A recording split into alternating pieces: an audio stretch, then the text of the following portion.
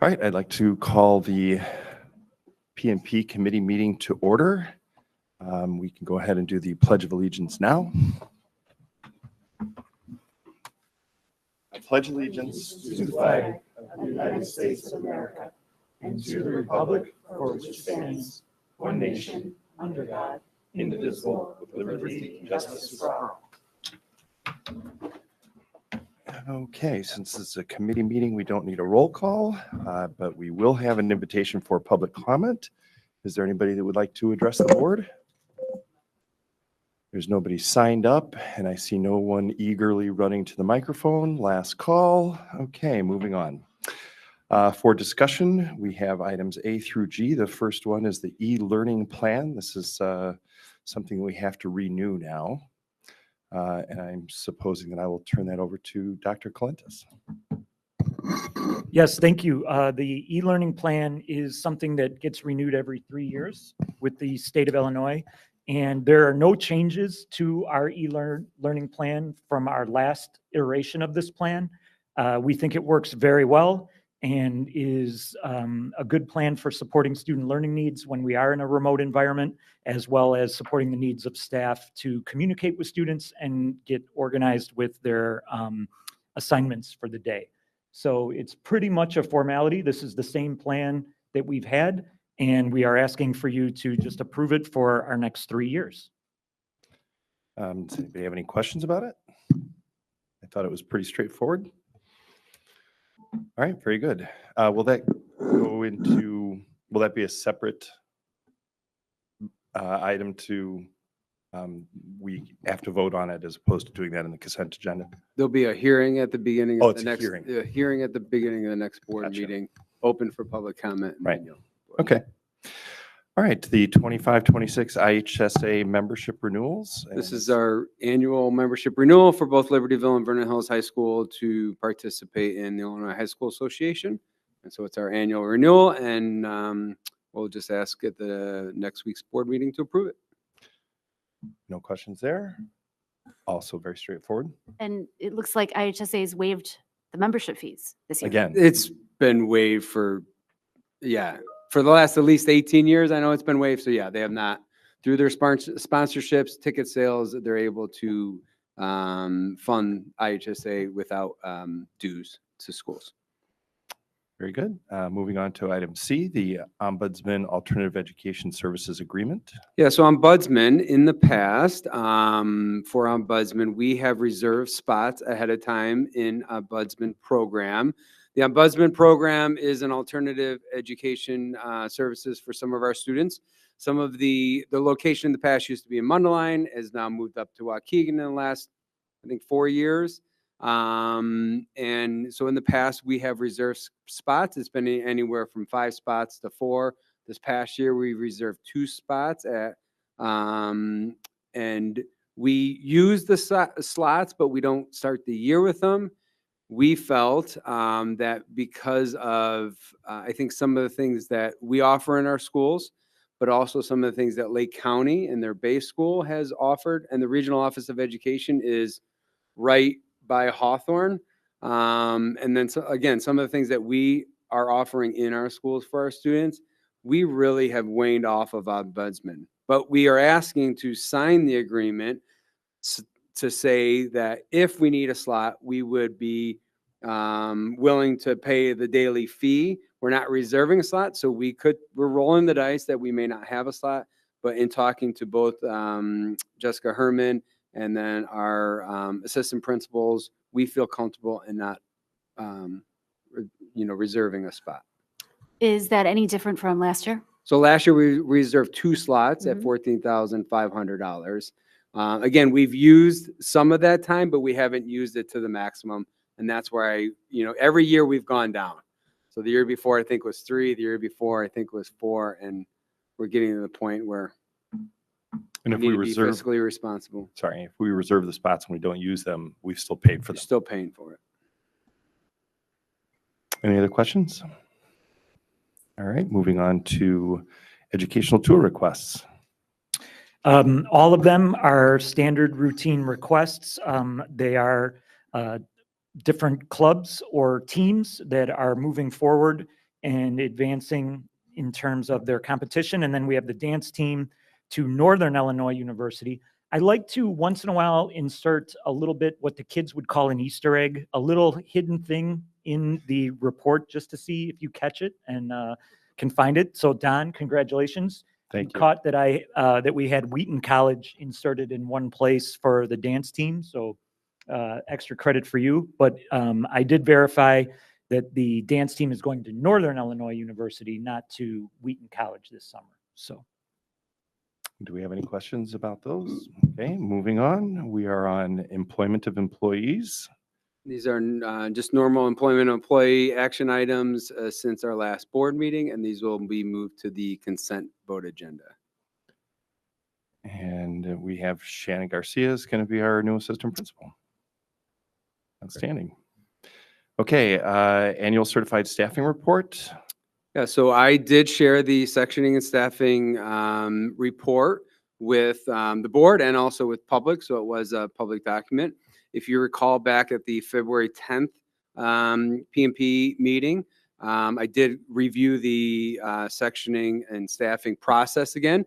I've included this on the document. So again, that sectioning and staffing process goes all the way back, starting in November with our course modifications to then recommendations for what our students will be taking, students selecting their courses January through February, and then in February through March that the sectioning process really begins in earnest, starting in the buildings, that our department chairs meet to review their sectioning.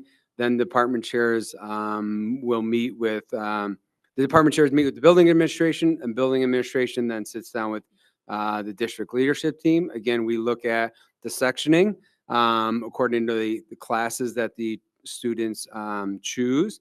Then we also shared, according to our memorandum of agreement with our union, shared the sectioning and staffing document, then reviewed, answered questions, and you know, the some of their thoughts that they shared, we went back and looked at our sectioning and staffing, and that's what we're really bringing to you today is our final sectioning and staffing that we would then take for approval at next week's board meeting. So some of the things that I want to highlight from our sectioning and staffing first, one of the things that we looked at and we have been talking about quite a bit with the board, Tom did a presentation at the February 24th board meeting, was our academic intervention model for 25-26. And again, this started last spring, that our academic intervention model is in alignment with our MTSS, our multi-tiered system of supports. Again, we've reviewed these models with a joint committee starting back in January. And then that recommendation then came through our district leadership team.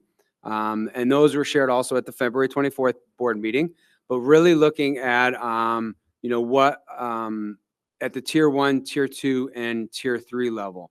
So that is reflected in our staffing, that again, teachers, you know, at the tier 1 level, teachers, ESP, and Vernon Hills peer tutoring supports, supports in the MASH and the ARC. This will continue.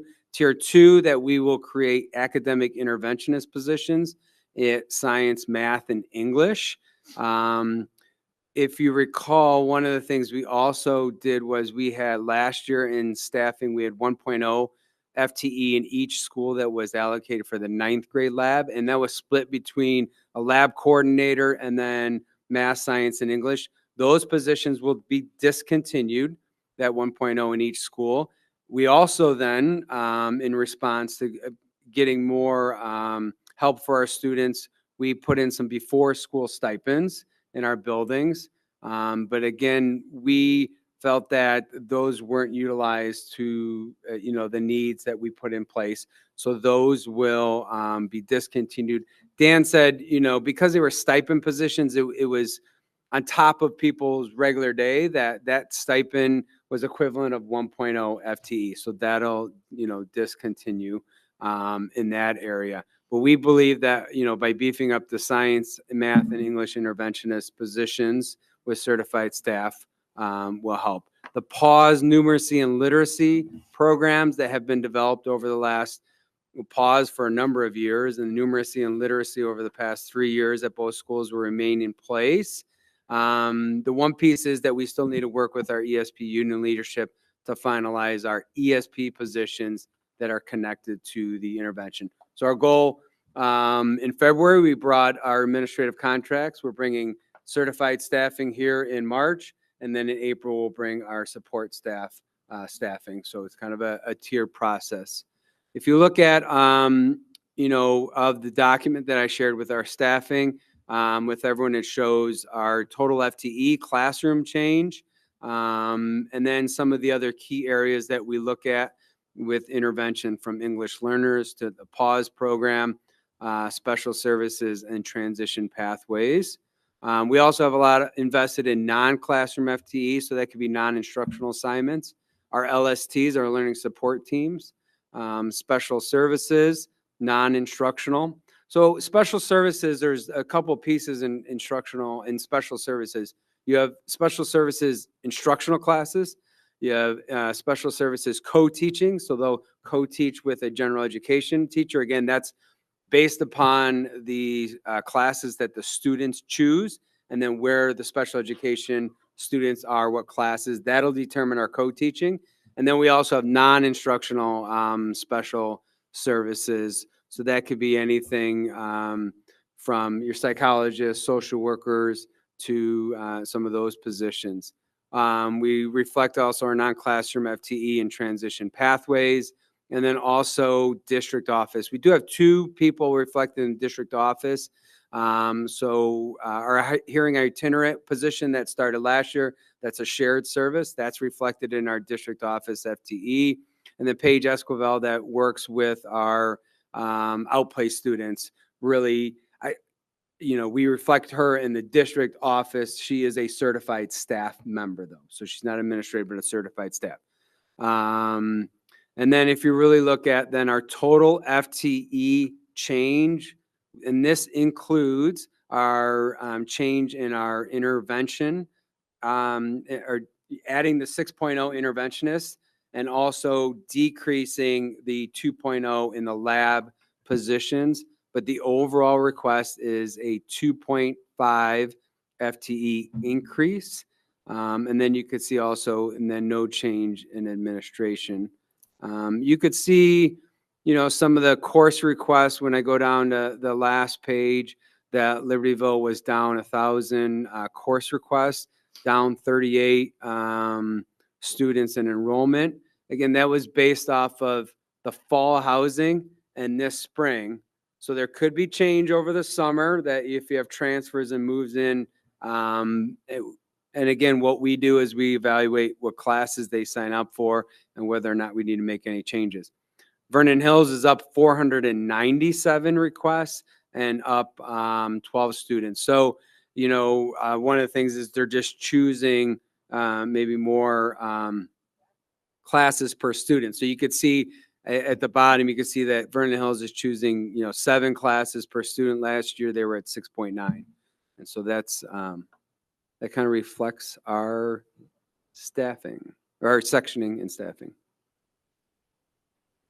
Then it really then ties into our annual certified staff employment recommendations. So again, according to the state of Illinois, we need to make some employment decisions by April 15th is the deadline.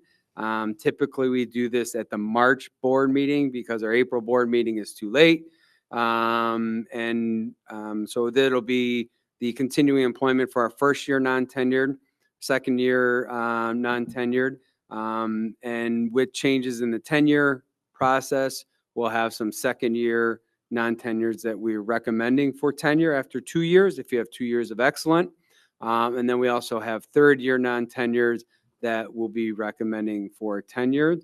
And then the other piece is all part-time faculty in the state of Illinois, not just in District 128, by law have to be released. And then some of them will be returning to employment. To let you know, part of the sectioning and staffing process, when we finish everything, we also look at the people. because our greatest asset in District 128 is our people. That includes, students and all of our staff. And so when we have to make employment decisions, we have individual conversations with anyone. And those individual conversations will be already happen with department chairs and building administration and having those individual conversations. Obviously, the formality of it after we finish the board meeting, some people will also be getting some more formal letters from the board, but they know that's coming. Nothing comes as a surprise. So when you see anything, formal or resolution that you have to take, it's not a surprise to these individuals. All the conversations have happened already. I had one question on the staffing report. Sure. I mean, really, it's for Dan. It looks like we are adding 2.5 FTE. So what does this look like in our budget, and the fact that you had shared that we start getting into deficit land in about 3 years? How does that look from that perspective? Yeah, so what I would say is this is the staffing plan for next year. We're not projected deficit land next year. The second thing I would say is it's up 2.5, but I really would say the mathematical equivalence, because of those early morning stipends going away, it's really up a 1.5. And looking at that, that makes sense based on our enrollment and other populations. Like we have one building going up a bit, another building going down a bit, but some of our special populations aren't really changing. So that makes sense to me. There's a lot of things that go into what our budget is like next year. It seems like that this should be able to work given everything else, but there's still a variety of unknowns that we don't know next year that we're still kind of working through at every level in terms of building budgets, department budgets, things like that. So this absolutely should fall into the realm of affordability. But that said, this is just one part of a bigger piece. So this more or less would codify a certain part of our thing to say this is the number of FTE, at least in terms of teachers and admin, that we're intending to employ for next year. So Okay. if that answers your question. Yep, it does. Thanks. Any others? All right. And then you already talked about the annual certified staffing employment, or do you want to say something else about item G? Nope, that's what sorry, I kind of transitioned right merged into them. G. Yeah. Yes. Okay, very good. I'm on to future agenda items. They are listed under the public content for both March and April. Does anybody have anything else they would like to see as a future agenda item? And I don't think it's a record, but I'm going to adjourn that meeting and pass it over to Dr. Batson for FNF. I think, what do we have as a start time? 6. So we have an 11-minute break until we can start our facilities and finance. We could stretch it out if anybody wants to. Yeah, maybe not. Let's not. All right. I do, while we're all here, I do want to recognize Dr. Mark Schaefer has joined us today. Thank you, Mark, for joining us. So far, is it everything you've dreamed? Outstanding. All right, 10 minutes. Take a break.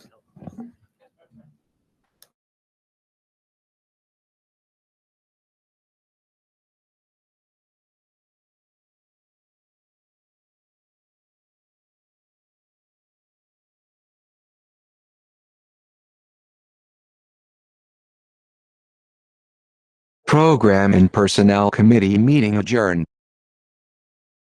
Currently on break. Facilities and Finance Committee meeting up next.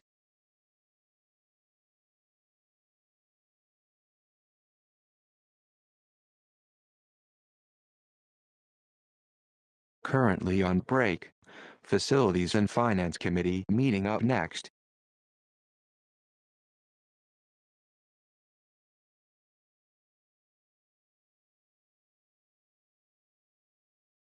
Currently on break.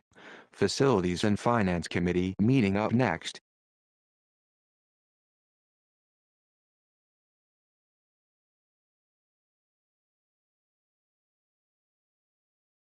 Currently on break. Facilities and Finance Committee meeting up next.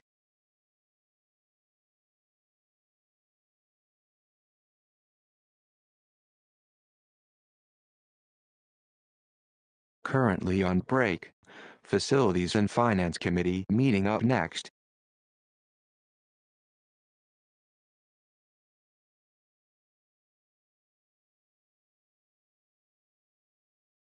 Currently on break.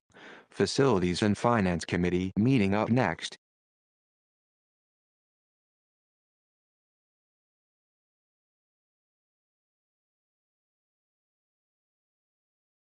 Currently on break. Facilities and Finance Committee meeting up next.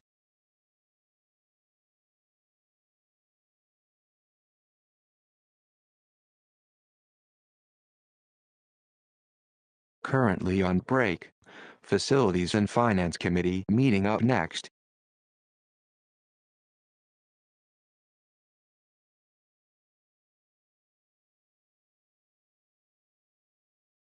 Currently on break. Facilities and Finance Committee meeting up next.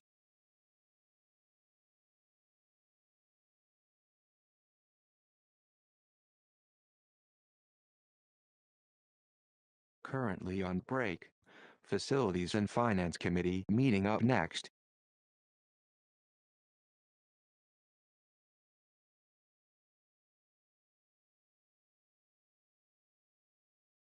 Currently on break. Facilities and Finance Committee meeting up next.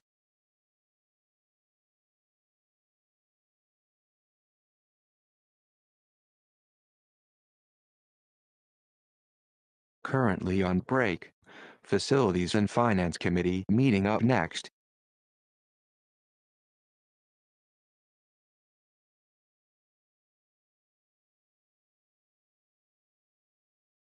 Currently on break.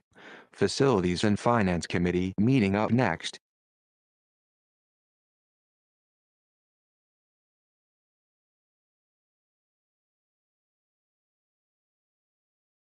Currently on break. Facilities and Finance Committee meeting up next.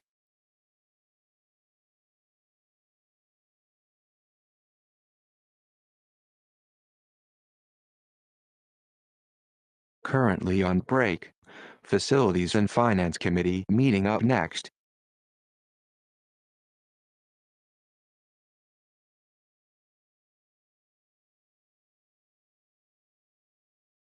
Currently on break. Facilities and Finance Committee meeting up next.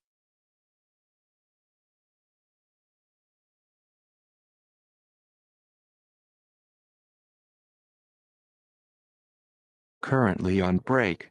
Facilities and Finance Committee meeting up next.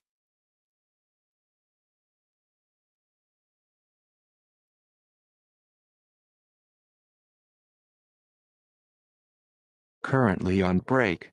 Facilities and Finance Committee meeting up next.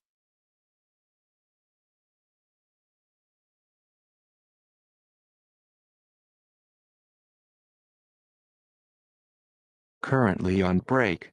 Facilities and Finance Committee meeting up next.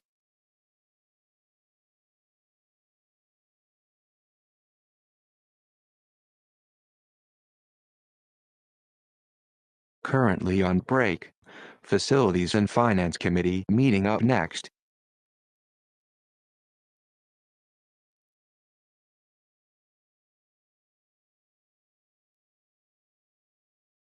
Currently on break. Facilities and Finance Committee meeting up next.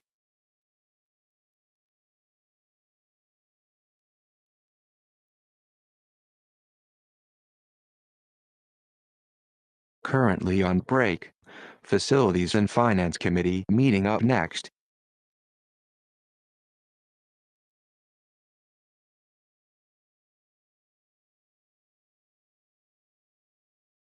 Currently on break.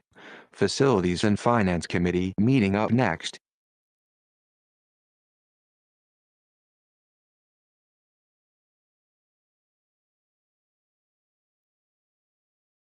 Currently on break. Facilities and Finance Committee meeting up next.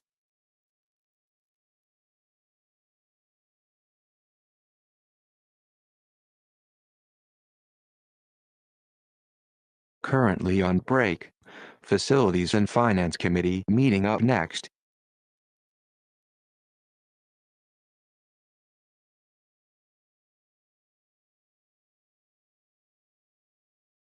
Currently on break. Facilities and Finance Committee meeting up next.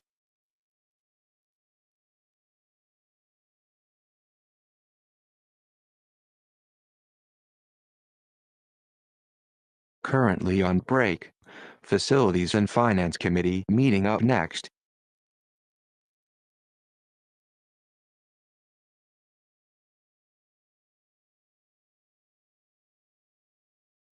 Currently on break. Facilities and Finance Committee meeting up next.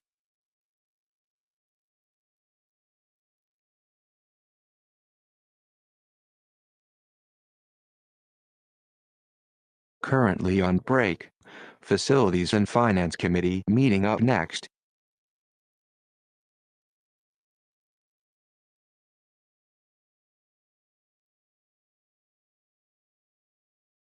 Currently on break. Facilities and Finance Committee meeting up next.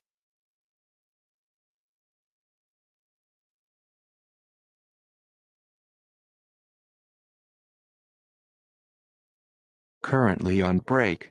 Facilities and Finance Committee meeting up next.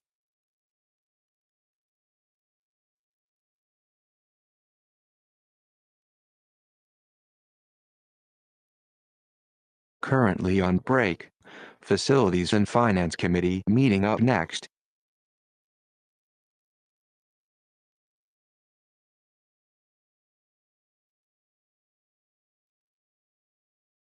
Currently on break. Facilities and Finance Committee meeting up next.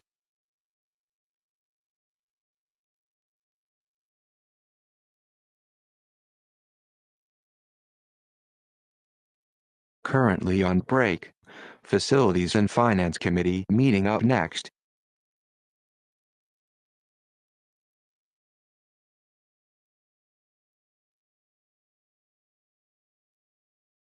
Currently on break. Facilities and Finance Committee meeting up next.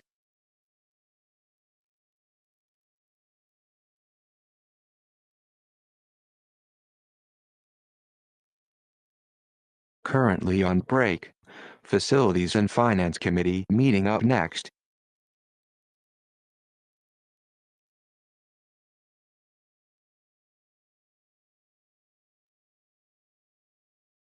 Currently on break. Facilities and Finance Committee meeting up next.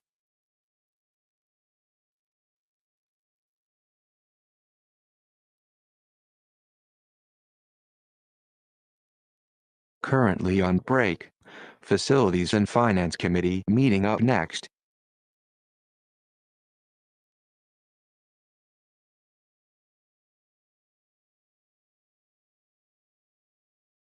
Currently on break. Facilities and Finance Committee meeting up next.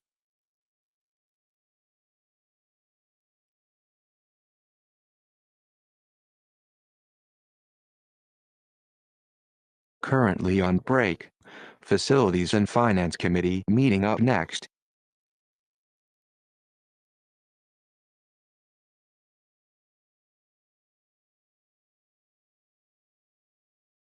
Currently on break. Facilities and Finance Committee meeting up next.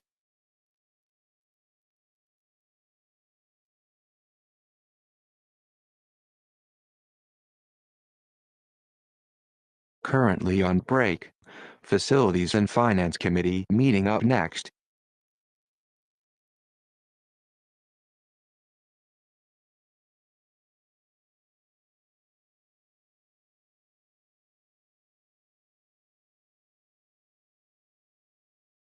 Okay, are we ready to go? Okay. Welcome back. We'll start the Facilities and Finance Committee meeting for March 10th, 2025. We've already done the pledge a little bit ago. We have a pretty light agenda. We're going to call for public comment. We have a capital plan and funding proposal, disposal of equipment, and ceiling and lighting bid to look at, and that's about it. So I'll start by anybody wishing to speak to the Facilities and Finance Committee. Okay, seeing none, we're going to move on and pass it over to talk about capital plan and funding. Dan? Mhm. Working on getting our screen here.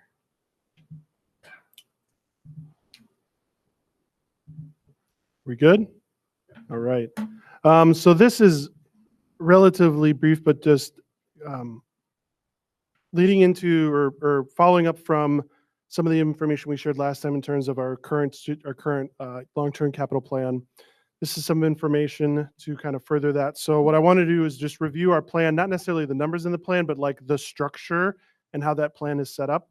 I want to talk to you about what a new plan could look like, and also funding options. There's been some relatively new information that could make a difference for us. So the current plan, at the end of the day, it's a spreadsheet with data and notes in them. There's a summary level that brings it to a district. There's summary per building, and then there's each of our major categories, like our site, our buildings, our equipment, our technology, are separated. And then in each of those major categories, there's subcategories. So for example, like parking lots, HVAC, turf fields, things like that. The way that's structured really is the dollars are input on each year based on kind of projection of replacement cycle or kind of a rough plan of when those might happen. And then there's notes tagged into that cell of like, what specifically is this? Which parking lot is this? When it was last put in, things like that. Oh yeah, so part of, and then the what goes into the estimate, this is very similar, that we've been doing very similar work before. Mark takes into account maybe price per square foot. We'll talk with consultants depending on the different areas and get the sense of, based on the scale of what we're talking about, to get a rough idea of what replacement costs would be. And so Mark works on that. We try to be conservative in our estimates, meaning we're trying to estimate a number higher, perhaps, than what might end up being, but we try to do our best sense of where those numbers come from. When looking at the plan, the reality is many districts have a plan like this. They use a spreadsheet with dates and things like that, and it can work really, really well. And spreadsheets, as we know, or if you haven't known, they sometimes can have calculation errors. And so one of the things that always makes me nervous, and whenever I'm using spreadsheets, and I use them a lot, is sometimes you can have calculation errors. And so that's something that we need to be aware of and kind of watching. The other thing in our particular plan is it's difficult to see the actual components.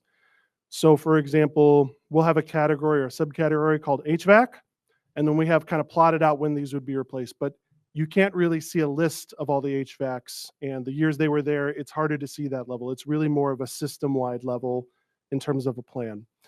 And then the replacement is largely based on life cycle, and then just general observance of the conditions. So that's roughly how things get on that plan in terms of that. A new plan. So that's our plan. We've had something like that for many years. One thing that we've been talking about internally, but also I've been working through, is like, what would a better plan look like? And so we have a current school dude system is our maintenance work order system that we have our preventative maintenance work orders in, but also like if things break and you want something to get fixed, that's our work order system you put in there. Those are in what Brightly, the company that owns it, is called legacy status, which basically means it's still running, but it is pretty old and dated. And even me trying to get information out of that system is extremely difficult because it's pretty old. And so we've been feeling a need to look at reinvesting and upgrading that system to help us. In addition to that system is you could add on a component that will help you with capital planning. And so what that can do is that can help tie in work orders and give you a lot of really good data to the specific components that we're talking about. So for example, if you have a particular piece of HVAC equipment that is constantly getting work orders, it'll start to rise to a level to say, hey, like you're putting a lot of work into this particular unit. You might want to look at just replacing it. Right now, that has to happen on a personal observance level. Somebody has to notice that we're doing a lot of repairs and then propose, maybe this is better for us to replace. a system like that could work together. It also will tie in, yeah. So the idea is you could tie in capital planning into those at the component level, which I think is something that's really attractive to do that.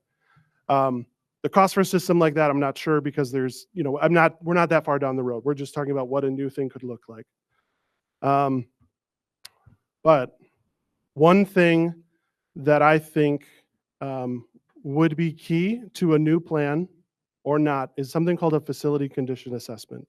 Some people call it FCA. So what a facility condition assessment is where you have a third party that comes in and evaluates the condition of your entire building systems down to the component level. So they will track them, they will itemize them in the software. They'll put in dates, serial numbers, things like that, and then reference and then observe the condition of it. And so they basically will help with analyzing our entire system, getting that data into a new system, and evaluating the condition of all those things to give us, I think, better data at a very specific level than what we really have right now. The best sense that I have is I don't know that we have ever done one as a district, or we haven't done one in a very, very, very, very long time. So that's a step that I think is worth considering. If you don't do a step like that, it's probably not worth looking at a new capital planning system, because the whole point is to be able to tie to that specific component level. And practically speaking, we don't have the internal capacity to get a new system like that up and running with all of our components in our system. The downside to that is it costs like $100,000 to have an FCA done. So it's not a cheap thing to be done. It is a one-time cost, really, because the idea is it's kind of set up, and then we now have all the tools, all the data in there to kind of help us operate. So that is what I believe is a really meaningful way to look at a new system like that. And the other thing is, you could also view it as an investment in your capital planning, because this will give us better data, better tracking. It'll help us create plans a lot easier, I think, rather than some of the ways we do it now. Which, again, what we're doing right now, it works. There's a lot of districts that do a system, do exactly what we're doing right now. Some of them not nearly as good as what we're doing right now. I'm just trying to think if there's something that will take us to the next level, that'll give us better capabilities, a better system, and especially tie in with a more upgraded B&G work order system. This could pair really well together with that. I'd like to, while we're at this topic, just make a couple of comments, and that's, I've witnessed this kind of thing happen before, both the improved systems for tracking, but especially this evaluation of your facilities. And while it costs some money, it could also present some opportunities for improvement prioritization, where we might be able to actually save some money along the way by better understanding what our buildings and our facilities look like and behave like. And so we're not alone. When you said before, a lot of people are doing the spreadsheet thing. There's a lot of districts that are doing just what you're proposing doing here. And so we're in good company, and I think it's an effective thing to do. Can I ask a question before we move on along these lines? I heard that one of the benefits of having a facility condition assessment is they can do all the input into the new platform. So in terms of order of operations, wouldn't we have to select a new platform first? Yeah, so it roughly, with whoever you have do one, there are companies that this is what they do. Some of them are agnostic to whatever system you use. Some of them are tied to a particular system, but yeah, you would want to be thoughtful about what product you would be using. So you would not want, for example, to your point, you would not want to agree with a particular provider to do a facility condition assessment if that provider is tied to a particular software that you don't intend to use. Like that would be very unwise. So you would want to, my point is, if this is a road going down, this is something to think holistically. And even upgrading our current work order system, like I don't want to do that without this context, because that can inform that decision too. So that's something we were working on really last year. And then we just had to kind of put that on pause as we just kind of developed further through this. If we select and implement a platform for work orders and planning purposes, is it possible that the data that we enter could preclude the need for a facility assessment by a third party? I don't believe it will give you the data. It won't give you the data, I think, both in terms of all the components, and it won't give you necessarily the evaluation. So part of what you're paying for is getting the data into the system that you're looking to get it into, and the assessment of the condition of those items as well. So these are engineers and other professionals that will come in and try to give a third point reference to like what their sense of the condition of those items are. And to the point, this doesn't give you more money to do more projects, right? This is more giving you a better idea of the real condition of what's going on. Like we have right now what we have is a plan, which is a projection of what we've laid out over the next 5 years. We've already seen there's not going to be enough funding to do those things. And so we're going to have to work and prioritize. This will be able to help us. I think this can be a tool to help us prioritize. I think you might find that some of the software vendors might already partner with folks who do the FCA. So they might have some preferred partners too. So that might be another angle to this. And then whenever you do this, a lot of software vendors that I see now embed predictive type of analytics in there. So kind of what you were saying is you're doing a lot of work orders on something, maybe you should go try to replace it. So I think a lot of AI also coming up in them.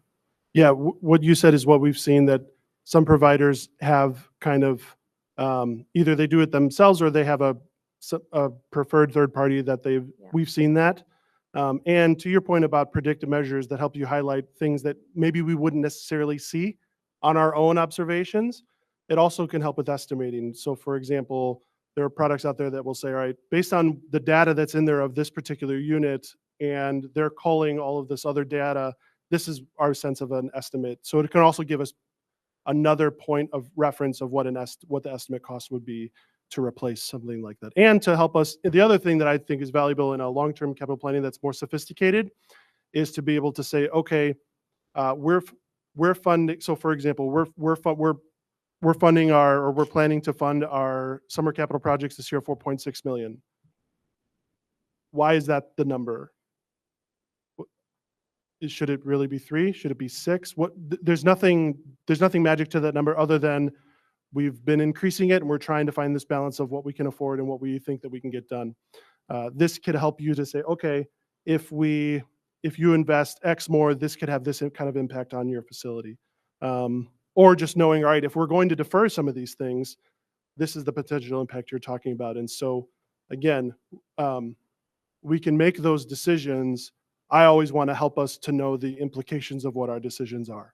As long as we know what the implications of what we're deciding to do, that's sometimes the best we can do.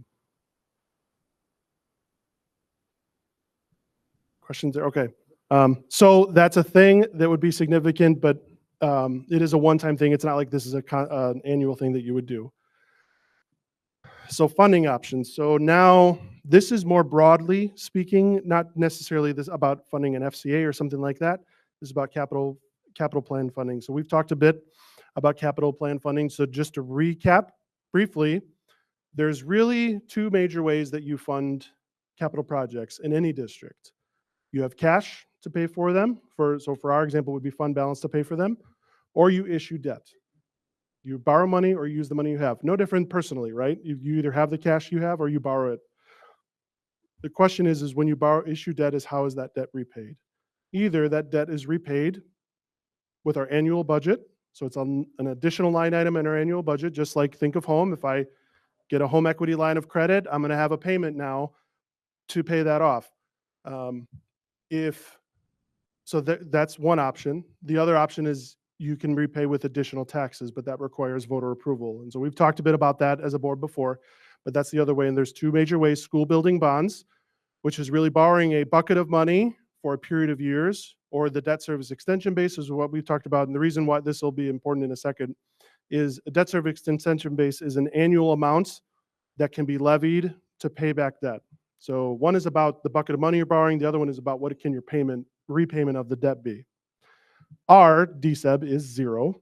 And so, there's not a lot of options we have in terms of paying it. So for us, realistically, our options are either paying with cash fund balances, which is what we've been doing, or the other option that you have without voter approval is to repay with your annual budget.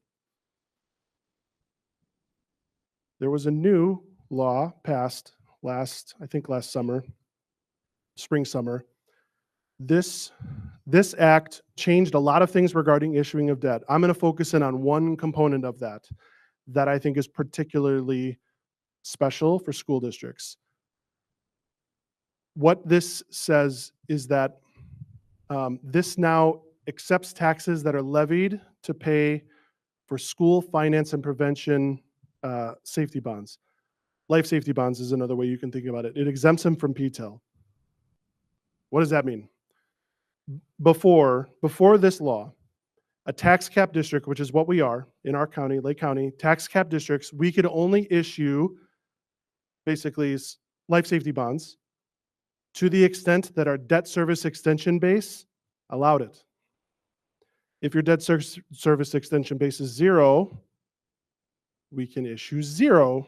We couldn't do it. So it was never a vehicle that was worth us doing because you would have to go to voter approval for that anyways. It was never a realistic option for us. Hey, Dan. Yeah. Just for maybe a refresher for some folks, the DSEB, explain how that was set and why ours is 0, just briefly. How that was set. So back in, I don't have the dates in my head right now, but call it the early 90s, there was a recognition that schools will likely be needing regular work to maintain their facilities that will go beyond necessarily their ability to pay for it out of their operations. And so that what they did is they announced that this law was coming and districts had time to decide what to do with it. And so based on the kind of debt you had outstanding at that point, a district could have made one of basically 3 decisions. One was to issue more debt so that you could raise your level to give you more capacity in the future. Other districts that had no debt made the decision to not issue any more debt because they felt they didn't need to do that at the time. And then third was some either just kept with their existing debt or maybe tweaked it a little bit here and there. My understanding is the board at that time didn't have that kind of debt and did not issue any more debt.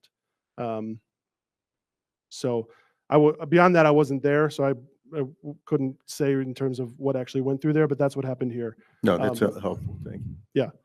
And so again, the DSEB is more about how much can what's our annual mortgage, what can our mortgage payment be every year to pay off the debt? Right now, the law says our mortgage payment can be 0 without voter approval. Other districts have different numbers. Life safety bonds basically are meant to pay off life safety work. So you can't issue this money and pay for your operations. You can't necessarily do this money and build a new facility. That's not what this kind of money is for. But now, so that was before, I guess I should have stayed on what's there. So tax cap districts, which is what we are, we could only issue life safety bonds to the extent that our DSEB limit was. But because it was 0, we couldn't do anything. That law changed with Public Act 103-591 last summer. Now, life safety bonds can be issued regardless of your DSEB, which is extremely meaningful for our district in particular because our DSEB is 0. It's very meaningful for many districts because of this law. And if you zoom out, basically the idea was, listen, if you have life safety work, and by life safety, we're talking about safety issues that are in code. You need to be able to, the view from the General Assembly was you need to be able to do that work, regardless if your community doesn't want you to do it. It's essentially like that can't be a limiter. Like you have to be able to have your buildings be safe for the kids. And that I think is some of the qualitative reasoning behind a law like this. So how does this work? You have to do this based on proved life safety work. And what that means is your 10-year life safety survey work, that's the work that you can do. So if you remember, about a year or two ago, we had the Vernon Hills one that was done, and we had different priorities. We had priority A, B, and C. The A stuff you had to do within 1 year that we did, we reported on. The B stuff you had to do within 3 to 5 years. You have to do it within 5 years. The C stuff, you don't have to do it. This law, I believe, could allow you access to additional funding that would increase taxes to pay for that work. So we very well could have overlap. It's really probably going to be your priority C things that are on that list, the stuff that you don't have to get done, but they count under the law. And so there are a lot of districts going through this right now. And so there's a pro and con to that, because if you put this on the list as something you're going to do and the state approves it, then you have to do it, whether you actually get the funding or not. So right now, our priority C things are not listed as things that we're intending to do. They're referenced for us to use, but we're kind of discerning, and we're using our own capital planning, because again, we don't get funding. We've historically not gotten funding to do these things. So we're going to prioritize the things that are critical, which are those priority A and priority B things. And the C stuff, we'll see how they fit within the bigger picture. So this could get you access to funding to pay for additional life safety things, but we would need to reference kind of what's in there, what makes sense. The other thing is LHS is currently doing this work right now. So the architects have finished their work. Mark and his team are kind of working through those numbers, and then we'll kind of take it to the next step, and it eventually will get to the board for approval as well. Whatever work is in there, this law would say you can issue life safety bonds to do that work, and it will levy those taxes, and you will be able to do that. You still have to have a hearing and notice and stuff like that, but it's not something that it's something that will be issued if the board goes through with approving issuing of that debt. So that's very significant. That's not something we've had access to before. So that is what I wanted to update on funding for the district. This is not going to necessarily do all the things that we would want to do on a list like that. This doesn't give you access to that kind of funding, but I think it realistically could get you access to some funding that might overlap. Because at the end of the day, a roof is not a life safety issue until it is, right? We are replacing Vernon Hills roofs, and they're not life safety issues right now. Like, it is not a serious safety condition for Vernon Hills. We're replacing them based on life cycle. So there's a balance that we have to figure out here, but I wanted to let the board know this is a vehicle that is now available to districts. Some districts are leaning in very heavily to this. Some are very cautious. You know, I would probably lean towards caution on something like this, because, you know, you always want to be careful on things like this. So this is new. This is the first time I've really introduced this idea to the board, and so I wanted to let you know this is something available. As we progress with the Libertyville one, I think that's an important context that I can provide once we get that information, to be able to say, hey, here's the work done. Because before it was, here's the work done, we have to figure out a way to pay for it. Now it could be, here's the work we need to be done, here's another way that you can actually pay for it, and let us see that. The other thing is actually the Vernon Hills one, even though that one was already submitted, you can amend it. So we can go back, review what's in that list, and you can amend things to say, yep, we're going to do it, or we might not do it. But I think that's the next step for us in this process, is to evaluate the Vernon Hills plan, and then as we get the Libertyville plan information, to share that with the board, to kind of see what's available, what your options are. It seems to me that this is also a way that schools can actually be safer, because I know a lot of districts, I don't know, but I assume a lot of districts will never get to those category C items because they just don't have the funding to do it. Maybe they're D-sub 0, maybe for whatever, they don't prioritize that. Now, if you have another pot of money to be able to, you know, cautiously use, but to be able to use to chip away at some of those things, I think it's only going to make our buildings better, not just for us, but for anybody. Mm-hmm. Other comments, questions? Okay. Look forward to more to come. Thank you. Moving on, disposal of equipment. Just a big list of a whole bunch of mostly tech stuff to dispose of, recycle, whatever. Before this comes to the board for action at the meeting next week, could you please add a total in the spreadsheet so we can see the total? The total, what? Dollar amount? I don't think everything has dollars, does it? We can, let me take a closer look, but yeah, we can absolutely add totals. I think the total would more be just the original cost of those, or their best sense of what the original cost of those items were. But yeah, we can absolutely add total information to that. Great. And then the method is also not indicated on the spreadsheet, the method of disposal, whether it's being scrapped or donated or recycled. It's the, sorry, I did not notice that was not there. It's the same process we've been doing, same company, same process. I'll have that for our board meeting. I didn't realize that attachment was not. Yeah, and it might be a good idea in the public content, in the little narrative that introduces the agenda item. I would suggest we just have something in the narrative that shows the total. And I know that when we started using the company that does the scrap and recycling, we had some information in the public content about that company. Mhm. I think it would be great to include that for action on the agenda next week as well. Yes, sorry, that's what I meant to say, that it should have been on here as well, because it's the same company, and so I want to make sure that we had that same information. So yeah, I agree. We'll add that for the next meeting as well. Great, thank Yeah. you. Any other questions, comments? Thanks, Lisa. Okay, moving on to LHS ceiling and lighting bids. So we are nearing the end of our estimate for summer capital, turning into real numbers. This was the last bid for us to bring in, was to finish the ceiling and lighting work. We did a lot of work. Was it last summer, Mark? Last summer. And so this will finish that work, particularly hallway ceiling and lighting in this building. The low bid was with F-Frame with a bid of $223,000. That is a lot higher than our estimate. Our estimate was $146,000. Where we got that before was when we bid this stuff last year, we had the alternates that we chose not to do. That's where we got those numbers from. Those numbers have changed in the last year, or just with the bidding. That's the numbers that we had. So we're still recommending moving forward with this.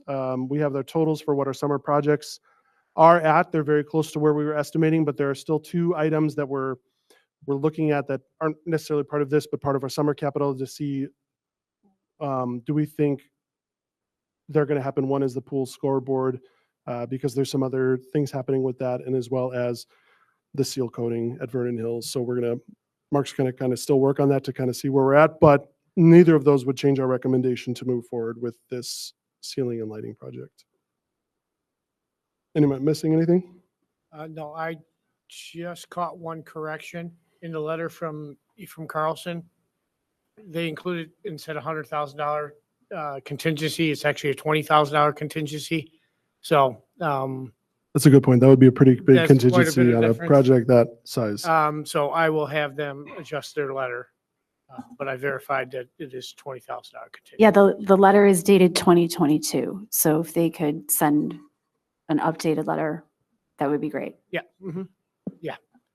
I think somebody in their office, they did a project in 2022. Somebody, made a mistake there. Any other questions, comments on that? Okay, look forward to those updates. We got some future agenda items, which are actually, the first set is duplicate from the earlier meeting, the F&F. We got some preliminary budget. We're already looking at budget for next year coming up. So any thoughts or any additions? Okay, looks like we're complete with the facilities and finance. I will call this a meeting to adjourned. Now we have So much fanfare. so much fanfare. And then we have a special meeting. We call that Pulling up order the in here. agenda. Yeah, pulling up the agenda as I speak. So, okay. Keep going? Okay, let's go. I'd like to call a special Board of Education meeting for March 10th, 2025. We've done the pledge. Carol, can we have a roll call, please? Jim Batson. Here. Kara Benjamin. Don Carmichael. Here. Kara Drumkey. Here. Lisa Hessel. Here. Middleish Cotwall. Here. Sonal Kulkarni. Here. Okay, we're going to have one more invitation for public comment, and then we'll move into closed session. And when we reconvene, we have no action items after the closed session. So I'll open by saying, is there anyone wishing to speak to the board? Seeing none. I need a motion to move into closed session for the purposes of employment of employees, 5 ILCS 120/2C1, and collective negotiating matters, 5 ILCS 120/2C2. Carmichael, so moved. Hessel, second. Any questions? Roll call, please. Carmichael. Aye. Drumkey. Aye. Hessel. Aye. Cotwall. Aye. Kulkarni. Aye. Batson. Aye. Okay, thank you all for coming.